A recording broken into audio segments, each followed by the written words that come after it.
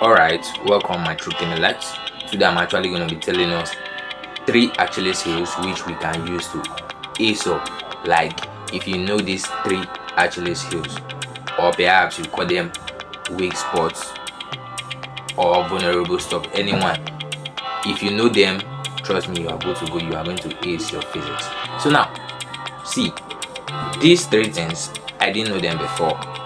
Actually, when I wrote my formal jams, I didn't know them before. That's why I think I was. It's very funny. Like I got 37. I can't forget. I got 37 in physics. That was so bad and traumatizing.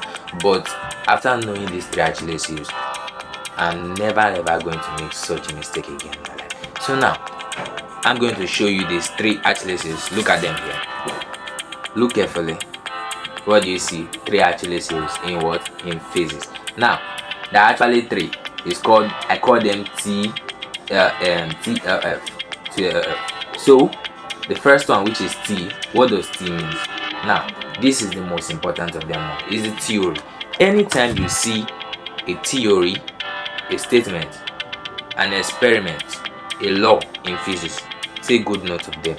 I think when I was preparing for my final exam, this one that I wrote, that I was able to score 88 in physics, I actually had a law book that I wrote down every law in physics.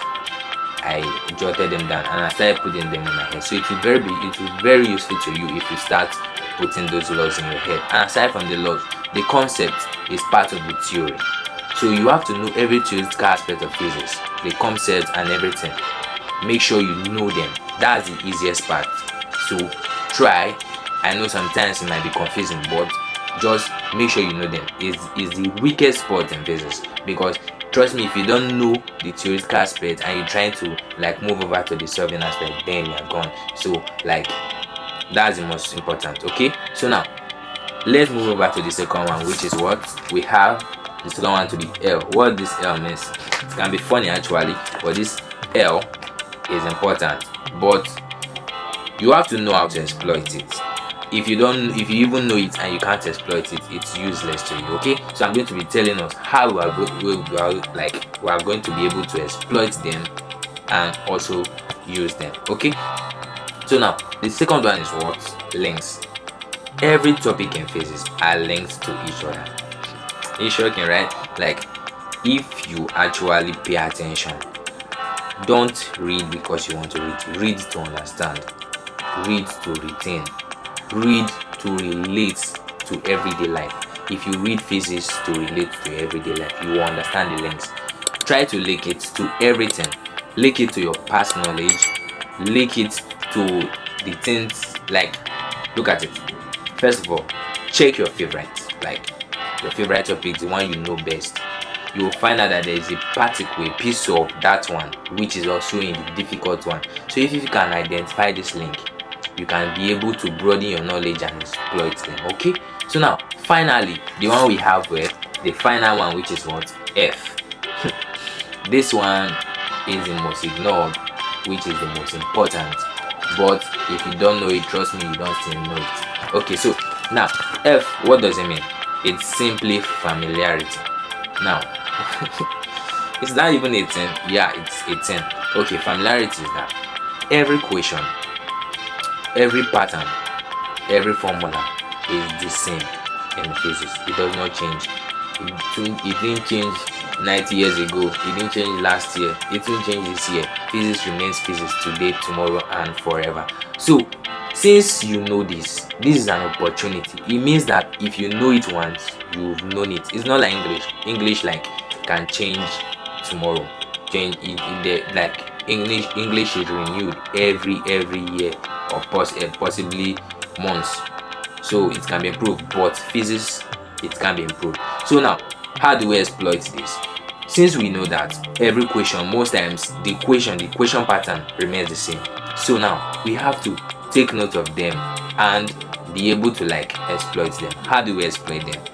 Get used to them. Practice a lot of questions, which by then you become familiar with this question. And if you are familiar with them, trust me, they don't change. They don't change. Okay, now let me tell you the reason why I told you that the first rule and the first actually series is the most important. If you notice, in the 90s, the questions were most of solving and headache.